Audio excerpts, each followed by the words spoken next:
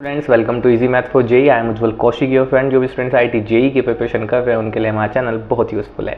तो आज हम दो टॉपिक पर डिस्कशन करने वाले हैं कि एग्ज़ाम अभी ऑलमोस्ट 10 डेज दूर है। एग्ज़ाम से ये 10 दिन पहले लगभग हम क्या पढ़ें जो हमारे लिए बिल्कुल सही हो, सटीक हो हमारे एग्ज़ाम के लिए। तो देखो, अभी कुछ नया पढ़ने की ज़रूरत नहीं है। मैं हमेशा से कहता हूँ कुछ भी नया मत कीजिए। 10 दिन बचे हैं।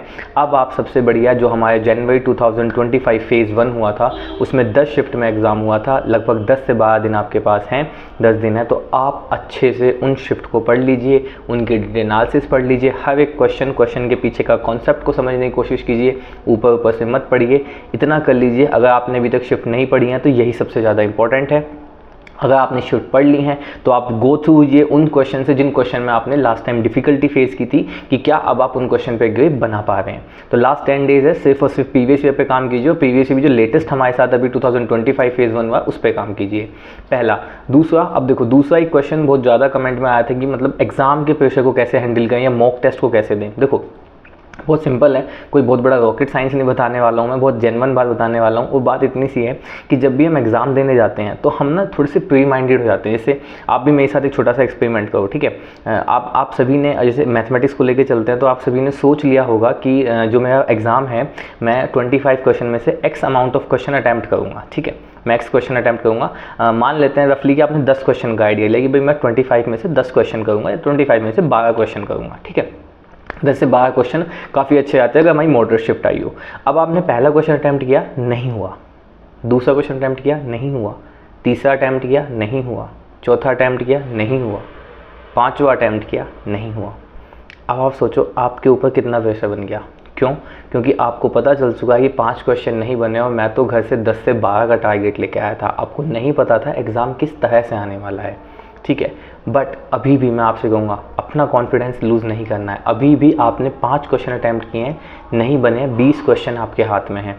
तो हर 2 में से 1 क्वेश्चन अभी भी अगर आप करते हैं तो आप अपने 10 क्वेश्चन का टारगेट इजीली अचीव कर सकते हैं, ठीक है। तो बस मैं आप लोगों से यही कहना चाहूँगा कि एग्ज़ाम में जाओ तो जब तक आप 25 क्वेश्चन से गो थ्रू ना हो जाओ, बिल्कुल भी पैनिक होने की ज़रूरत नहीं है। अपना कॉन्फिडेंस लूज़ करने की ज़रूरत नहीं, क्योंकि जैसे ही आपने, देखो एग्ज़ाम में सबसे बड़ा खेल हो जाता है फिर कॉन्फिडेंस का, आपके पैनिक होने या ना होने का, आप किस तरह से एग्ज़ाम से डील कर रहे हैं। तो मैं यही कहूँगा जब तक आप 25 के 25 क्वेश्चन, 25 क्वेश्चन से गो थ्रू ना हो जाएं तब तक अपना कॉन्फिडेंस नहीं खोना है। या थोड़ा तो खुद पे विश्वास रखो ना, आपने पूरे साल तैयारी किया, थोड़ी तो खुद की मेहनत पे भरोसा रखो ना।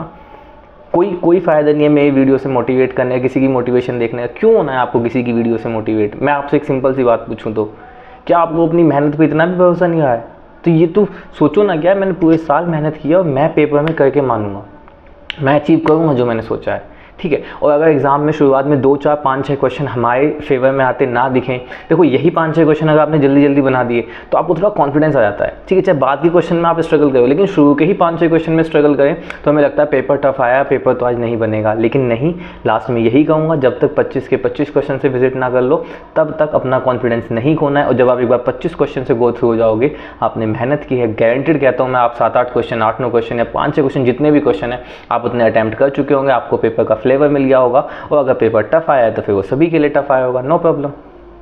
तो इसी के साथ, क्योंकि जैसे ही आप पैनिक हो जाओगे ना तो क्या होगा, आप बहुत सिली मिस्टेक से जो क्वेश्चन इजी थे उन्हें भी गलत कर दोगे, जिनको आप कर सकते थे उन्हें भी नहीं कर पाओगे, ठीक है।